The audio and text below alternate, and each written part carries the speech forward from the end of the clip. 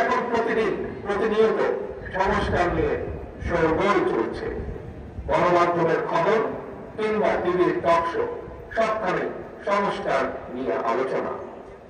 কিন্তু সংস্কারের যে এই এত কর্মযজ্ঞ চলছে, এই কর্মযজ্ঞে দেশের শ্রমজীবী মানুষের কণ্ঠস্বর কোথায়? কৃষক শ্রমিকরা তো গ্রামীণ অর্থনীতির মূল চালিকা শক্তি। তাহলে তারা কোথায়? কার কাছে? কিভাবে তাদের সমস্যা সম্ভাবনার চিত্র তুলে ধরবে? কে তাদের প্রতিনিধি? রাজনৈতিক দলের প্রতিনিধি হিসাবে আমরা মনে করি প্রান্তিক জনগোষ্ঠীর দুঃখ দুর্দশার সমস্যা সম্ভাবনার কথাগুলো যাতে রাষ্ট্র এবং সরকারের কানে পৌঁছে, এই জন্যই জনগণের প্রত্যক্ষ ভোটে নির্বাচিত জনপ্রতিনিধি, নির্বাচিত জাতীয় সংসদ এবং নির্বাচিত সরকার প্রয়োজন। কারণ জনগণের প্রত্যক্ষ ভোটে নির্বাচিত প্রতিনিধি, নির্বাচিত সরকার অবশ্যই জনগণের কথা শুনতে বাধ্য।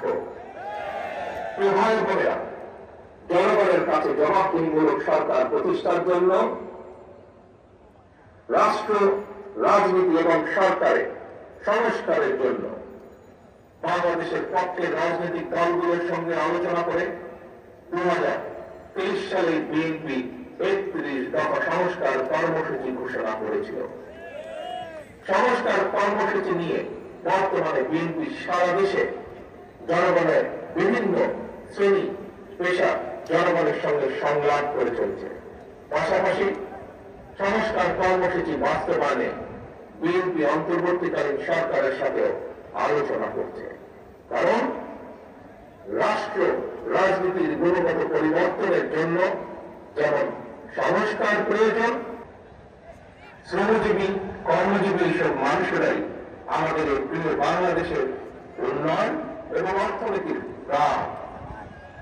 দেশের কোটি কোটি শ্রমজীবী কর্মজীবী মানুষ, প্রান্তিক জনগোষ্ঠী, কৃষক, শ্রমিক, দিনমজুর মেহনতি জনগণকে অবহেলা কিংবা অধিকার বঞ্চিত রেখে আমাদের মুক্তিযুদ্ধের কাঙ্ক্ষিত বাংলাদেশ প্রতিষ্ঠা করা সম্ভব নয়।